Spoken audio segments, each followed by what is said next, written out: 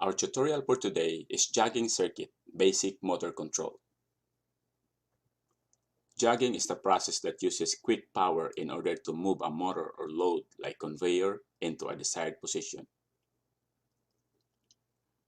According to NEMA, National Electrical Manufacturers Association, jogging is a quick repeated closure of a circuit to start a motor from stop motion for the purpose of accomplishing a small movement of the driven machine.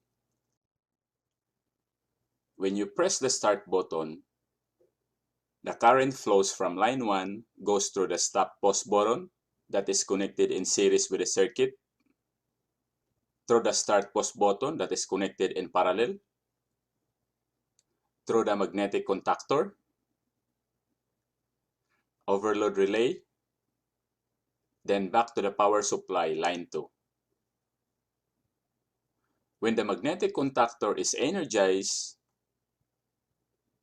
the normally open contact, which is our latching or sealing contact, will close.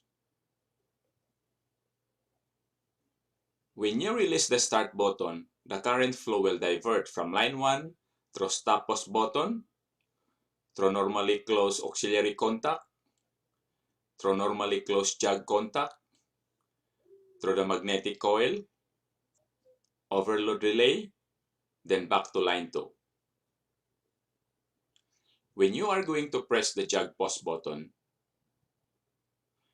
the current will flow from line 1 through stop pause button, through the normally pause button that held closed momentarily, through the magnetic contactor,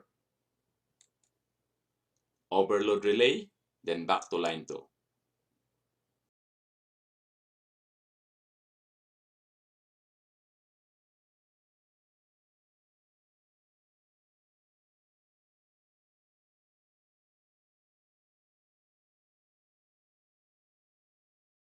If this is your first time here, please don't forget to subscribe and hit that notification bell so that every time I will upload a new video, you will be notified.